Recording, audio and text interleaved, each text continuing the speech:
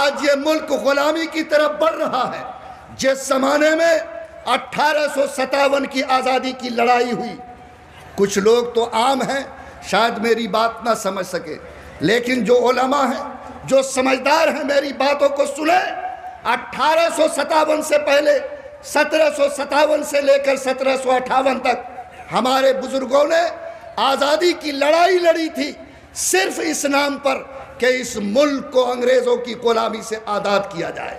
لیکن 1857 میں جب انگریزوں نے اپنا چنگل اس ملک کے سینے پر گاڑ دیا اور اعلان کیا کہ آج سے اس ملک پر انگریزوں کی حکومت قائم ہو گئی، تو ہمارے وہ بزرگ جو شاملی کے میدان میں اور دوسرے میدانوں میں آزادی کی لڑائی لڑ رہے تھے، ان کے دماغ نے کام کیا کہ آج تک صرف معاملہ آزادی کا تھا، غلامی سے نجات کا تھا، لیکن اب یہ انگریز جو اس ملک پہ چنگل گاڑ چکا ہے، یہ صرف ہمارے دیش کو نہیں لوٹے گا بلکہ مسلمانوں کے ایمان کو بھی لوٹے گا، ہماری مسجدوں کو تباہ کرے گا، ہمارے بچوں کے ایمان کے سینے سے چراغ کو بجھائے گا، ہمارے اس ملک میں ہماری تہذیب کو برباد کرے گا۔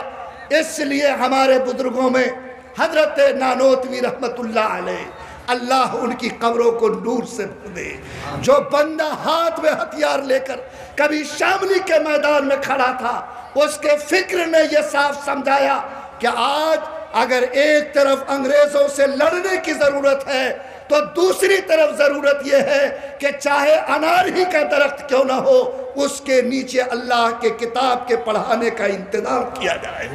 چنانچہ اس اللہ کے بندے نے اس انار کے درخت کے نیچے اللہ کی کتاب کو پڑھانے کا نظم کیا، یعنی یہ آواز پورے ملک میں لگائی کہ انگریزوں کے ظلم سے جو میرے دین پر کرنے والا ہے، میرے ایمان پہ کرنے والا ہے، میرے مدرسوں پہ کرنے والا ہے، اگر تم نے اس طرح سے اپنے بچوں کو ایمان سکھانے، قرآن پڑھانے، دین سے اس کا رشتہ جوڑنے کا انتظام نہیں کیا تو ہو سکتا ہے کہ انگریز بھاگ جائے، لیکن خدا کی قسم تمہارا ایمان بھی محفوظ نہیں رہے گا۔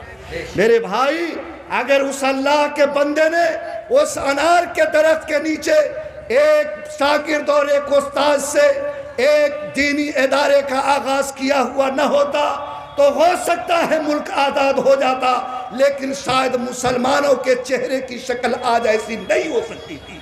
اس لیے اس زمانے میں ہمارے بزرگوں نے جو فیصلہ کیا تھا، آج بھی ہمارا یہ ملک ایک غلامی کی طرف بڑھ چکا ہے۔ یاد رکھو، آج کہنے کے لیے یہ جمہوری ہے، لیکن جمہوریت کا خون ہمارے آنکھوں کے سامنے ہو رہا ہے۔ آج جمہوریت کا کیا معنی؟ آج 105 دن 10 دن سے سارے ملک کا کسان آج سڑکوں پہ بیٹھا ہے۔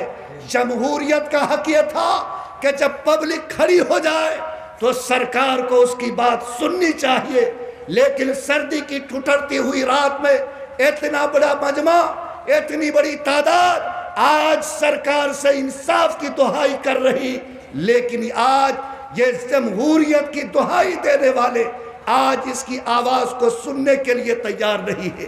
آپ بتاؤ کہ کیا معنی ہے جمہوریت؟ طلاق کے مسئلے پر ہماری لاکھوں بیٹیوں نے سڑکوں پہ اتر کر کے مظاہرہ کیا تھا۔ CAA کے معاملے پر پورے ملک نے راستوں پر بیٹھ کر، سڑکوں پر بیٹھ کر مظاہرہ کیا، لیکن اس جمہوری ملک میں کوئی ایک آواز سننے کو تیار نہیں ہے۔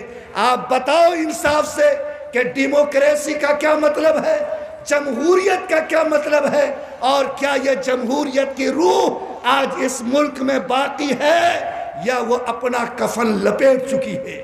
میرے بھائیوں، آج بات ہوتی ہے سیکولرزم کی، ہر مذہب کو برابر حق ملے گا، ہر مذہب کی تعلیم کی آزادی ہوگی، ہر مذہب والا اپنا ادارہ کھولے گا، لیکن اگر یہ سیکولرزم کا قانون ہمارے ملک کے سنویدھان میں موجود ہے تو ملک مجھے بتائے کہ آج آسام میں مدرسوں کو بند کیوں کیا جا رہا ہے؟ آج آسام میں مدرسوں پہ تالے کیوں لگائے جا رہے ہیں؟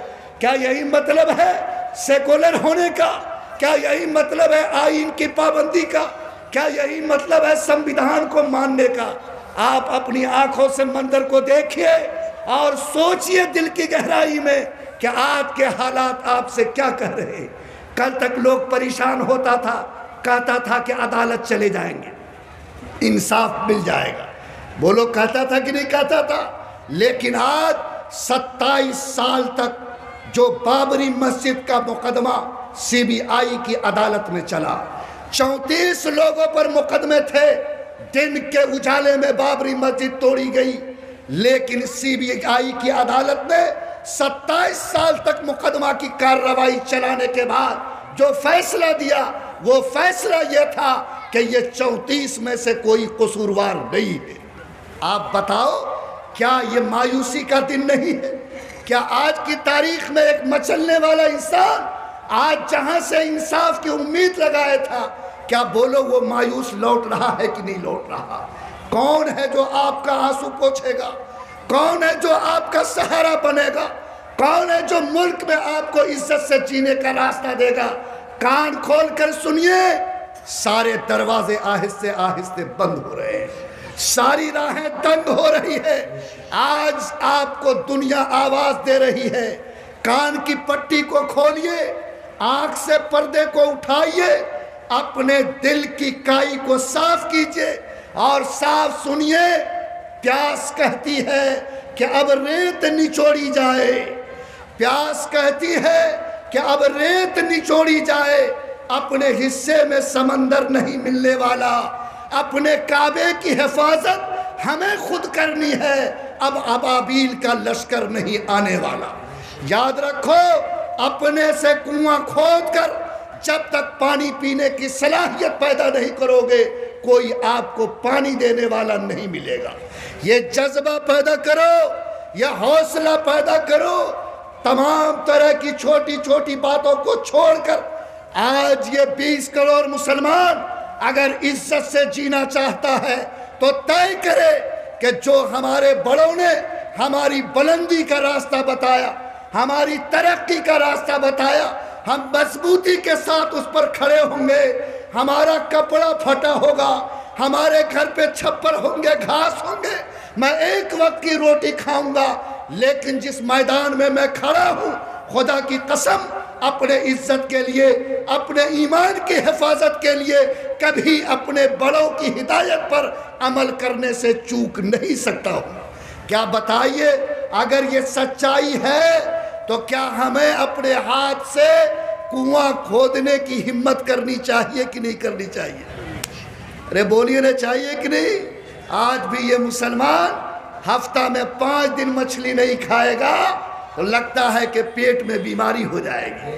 آج 25 روپیہ کا چائے نہیں پیے گا تو لگتا ہے کہ اس کا جنازہ اٹھ جائے گا۔ آج یہ قوم 500 روپیہ اپنے بچوں کے کھلونے پر خرچ کر کے سمجھتی ہے کہ میں اپنے پوتے کا حق ادا کر رہا ہوں۔ یہ بے ضمیر قوم، جس کا ایمان سڑ گیا، جس کے دل کے رگیں سوکھ گئی، آج حالات ایسے نہیں ہیں۔ آپ ان چیزوں سے اوپر اٹھئے، آپ اپنے ضمیر کو جگائیے اور یہ سمجھ لیجئے کہ آج قانون کے راستے سے جس طرح انگریزوں نے ہمارے ایمان کے لوٹنے کا انتظام کیا تھا، خدا کی قسم آج بھی ایمان کو لوٹنے کا انتظام ہو چکا ہے۔ ارے ہوا کہ نہیں ہوا؟ انگریزوں نے کہا تھا کہ یہ قرآن جب تک ہے ہماری حکومت کھل نہیں سکتی، ہماری حکومت کھڑی نہیں رہ سکتی۔ السلام علیکم ناظرین، آپ دیکھ رہے ہیں SB میڈیا یوٹیوب چینل۔ دوستو، اگر آپ نے ابھی تک میرا اس چینل کو سبسکرائب نہیں کیا ہے، برائے مہربانی اس چینل کو سبسکرائب کریں، لائک کریں اور اپنی رائے کومنٹ میں ضرور پیش کریں۔ تو ہمیں بتائیں گے آپ کو میرا یہ ویڈیو کیسا لگا۔ اگر پسند آ جائے تو چینل کو سبسکرائب کر کے میرا حوصلہ افزائی فرمائیں۔ ملتے ہیں اگلے ویڈیو میں، خدا حافظ۔